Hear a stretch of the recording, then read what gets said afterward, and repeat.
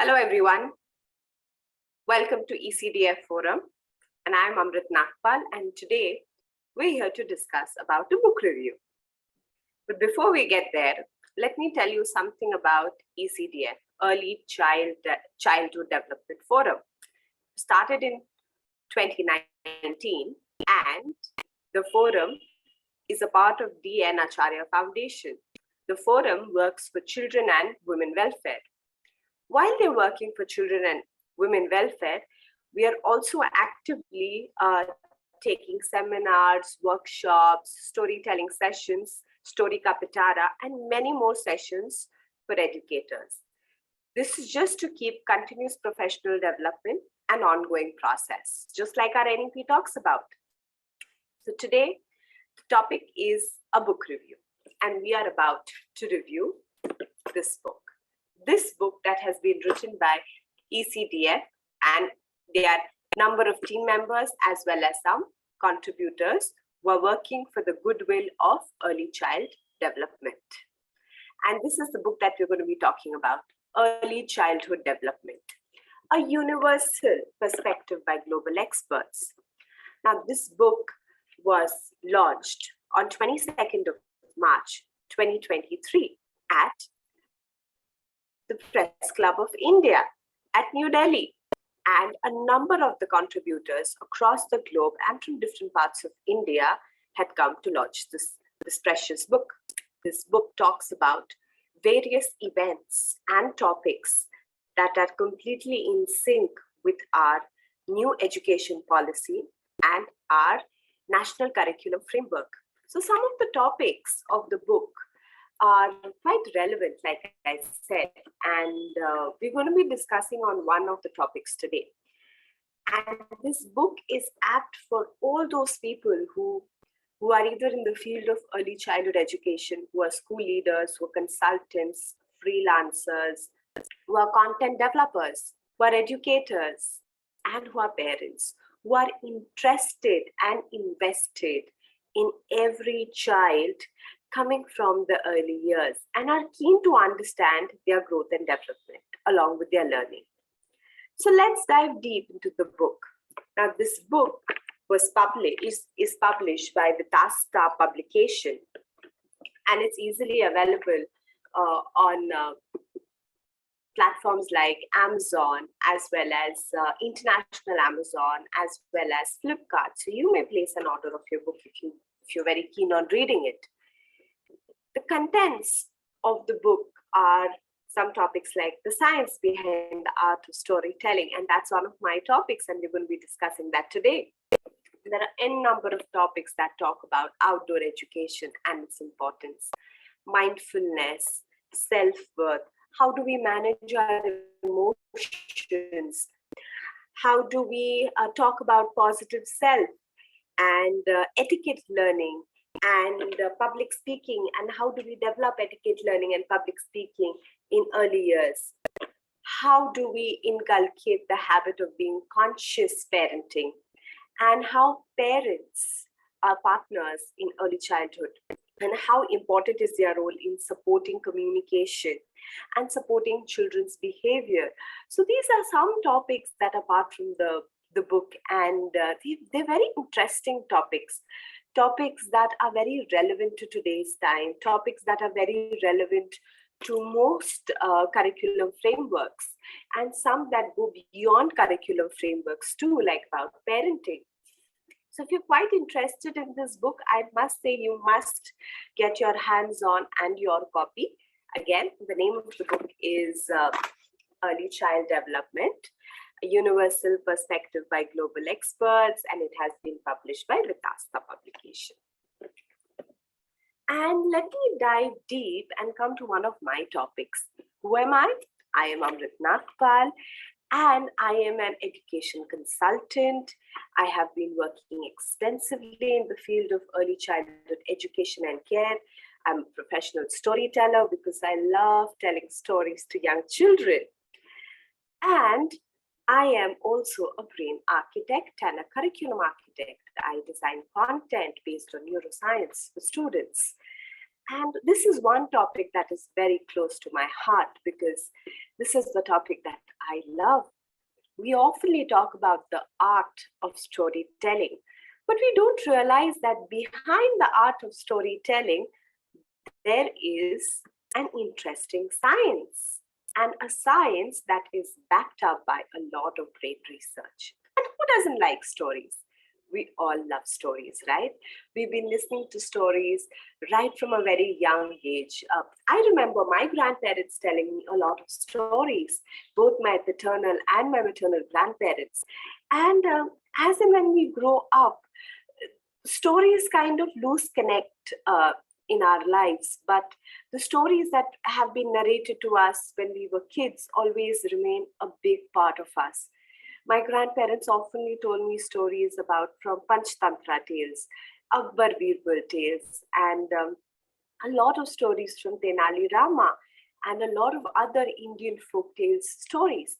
And these stories have really helped me develop and become the person that I am. It has formed a value base in me, and this value base that I come from is very, very, very important because that is what who I am.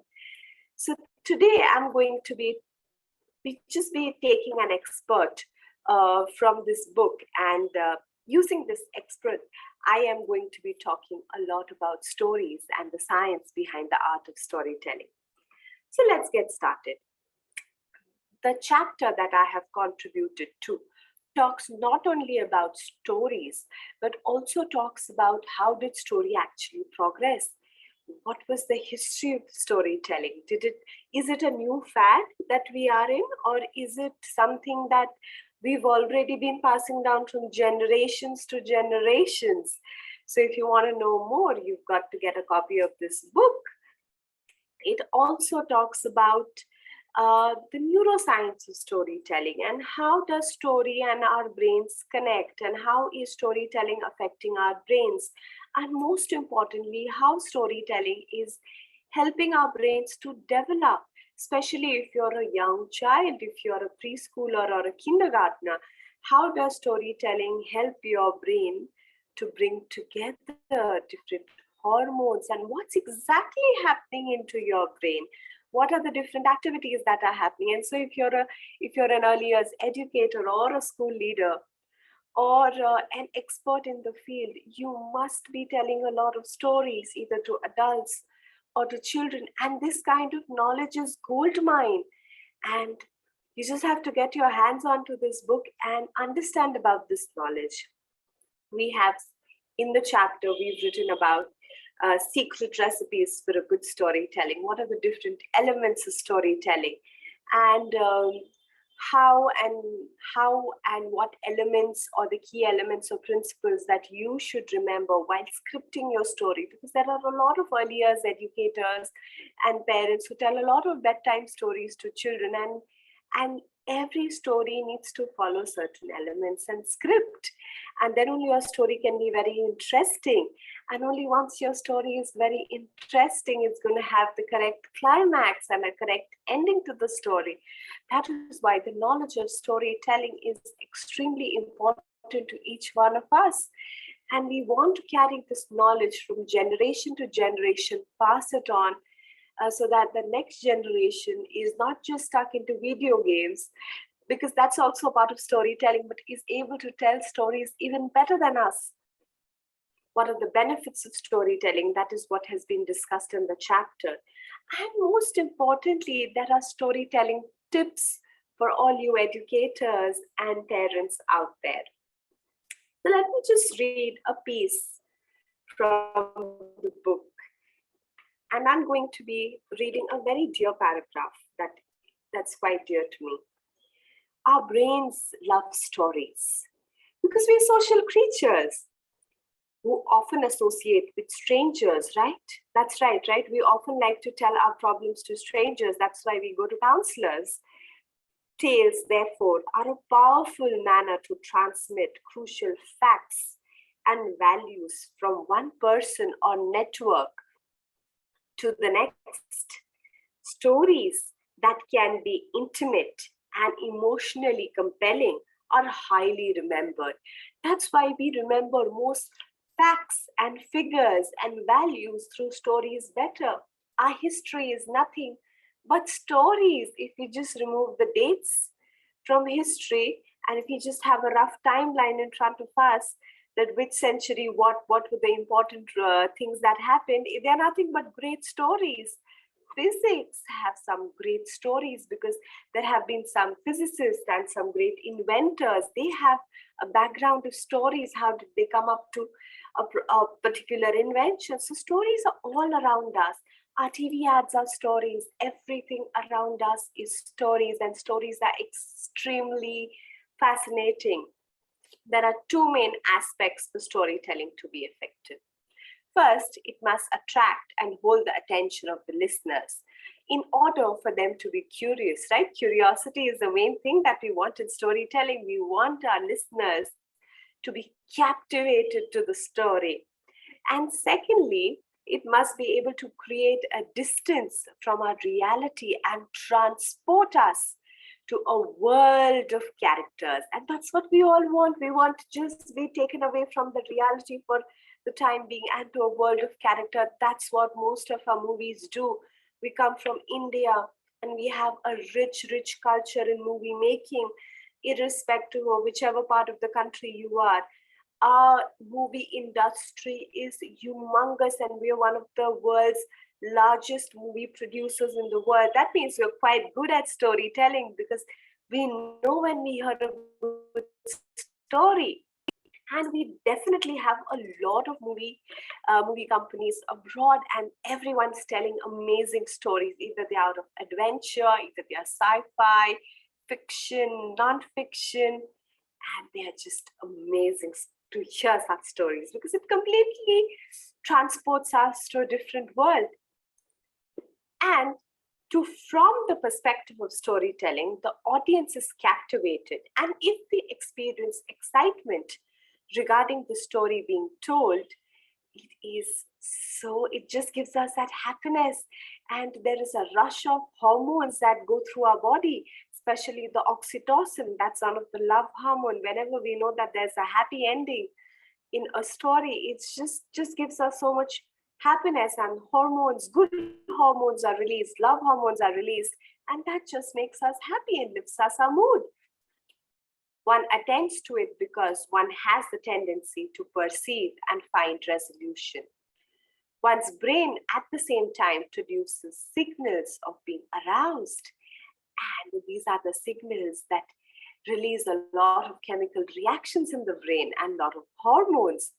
One's central and respiratory system speeds up, stress hormones are discharged, and one's focus increases.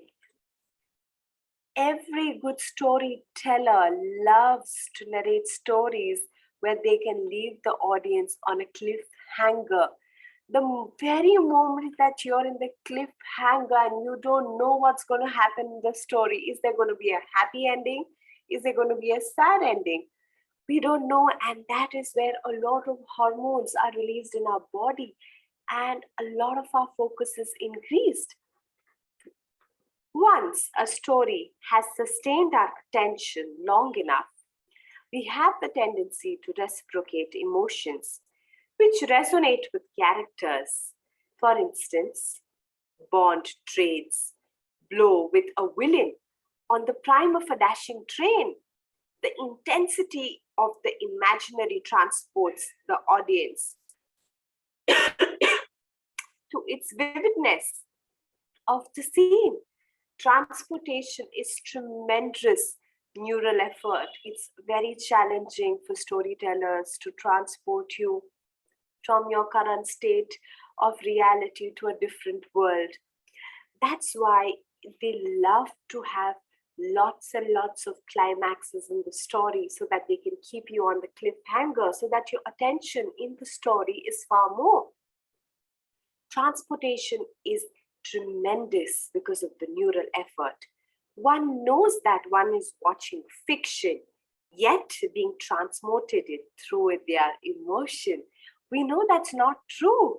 We absolutely know that that's just a movie, but we are but we are so involved in the process of the storytelling of the movie maker that we completely transport ourselves in spite of knowing that we're watching fiction, and whatever is going on in the brain, our brain waves are completely matching to what the storyteller or the movie maker wants us to know.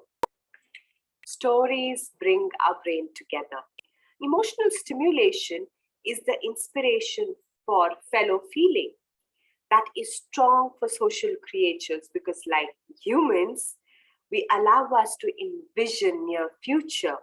When a person experiences several emotions together, the neural mechanism enables them to maintain balance or to take quick action.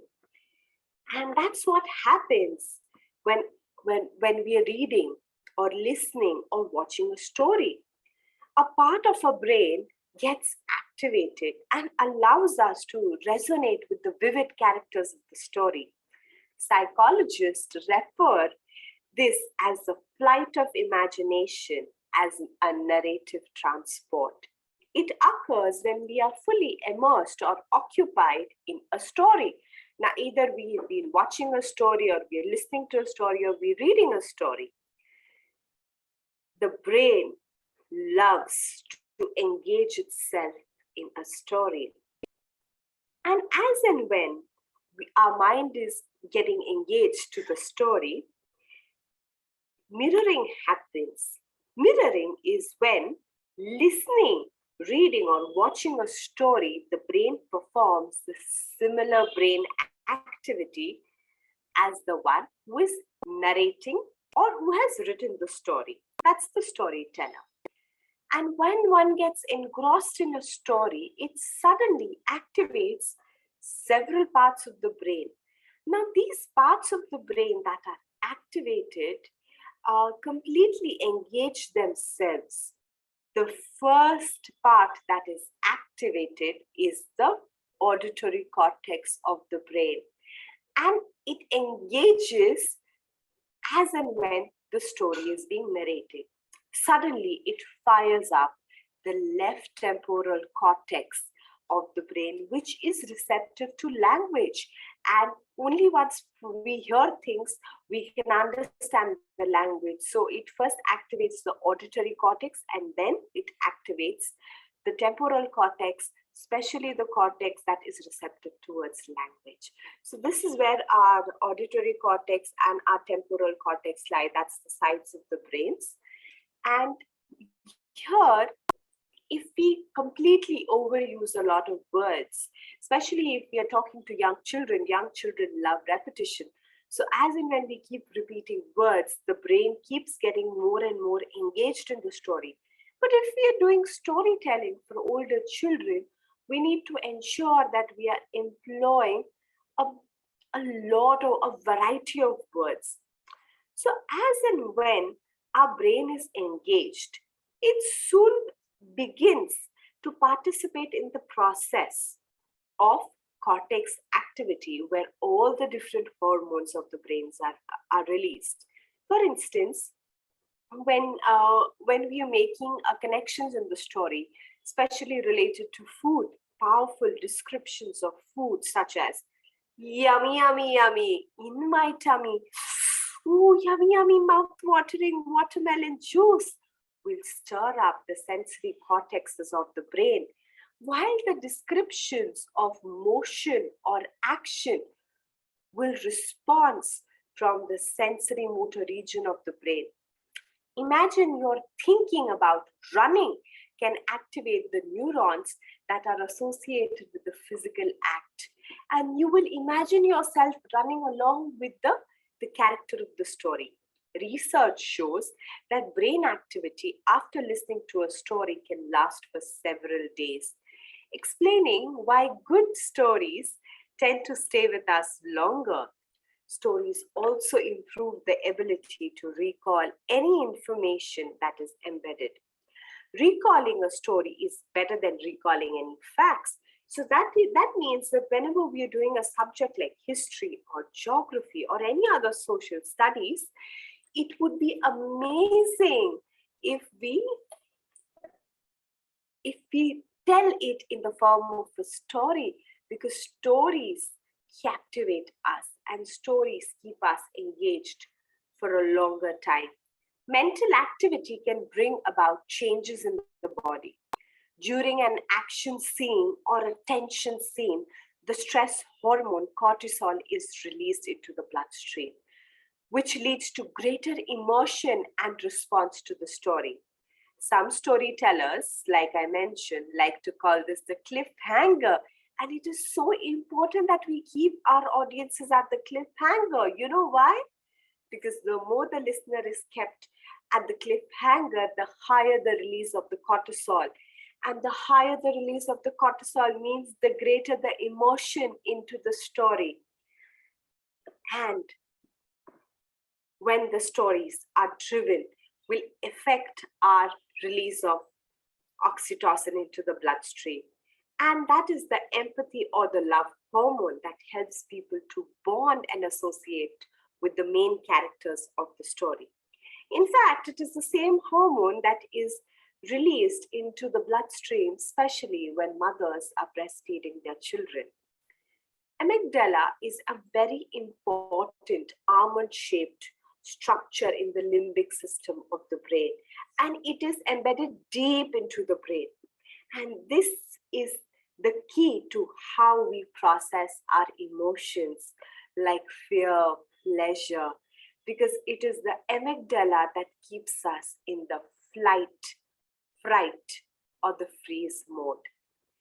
And the dopamine is released when the brain encounters an emotionally charged event. Oxytocin is the happy hormone when you feel empathy with the main character, especially when you hear a happy ending that goes in the favor of all the characters towards the end. And do you know there are excellent recipes for a good storytelling?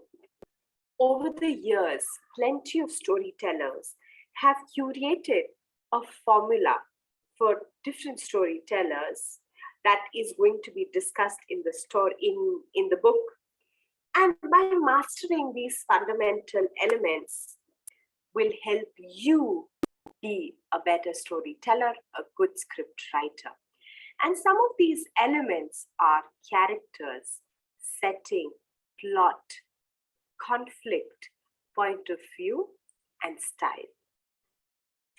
Now, if you want to know more about this, you've got to grab a copy of this book, Early Childhood Development, a Universal Perspective by Global Experts, published by Vitasta Publication. The book and the chapter also talks about the story arc or the story mountain, which is sometimes popularly called as the storyboard. And there are several steps that you need to follow, or I could say there is a universal structure that has been curated in the 19th century, has been described as the story arc. And there are certain elements over here that provide a backbone to the story. This not only gives us a clear beginning, middle, and end, but it gives a structure to the art of storytelling. And not only the art, the science of storytelling too. Because for every art of storytelling, there lies a good science behind it. And if you want to get some tips on storytelling, grab your copy. There are plenty of tips for teachers over here. All that I can tell you is that early years and early childhood is an extremely crucial time in every child's development, not just in terms of vocabulary or reading skills, but in broader terms for the ability to think, empathize, imagine. So educators and parents are encouraged to create happy memories and experiences through storytelling so that you ensure that you're providing a sure and a strong start to your kindergartners, preschoolers, and as and when they move to their adult life, they are better humans.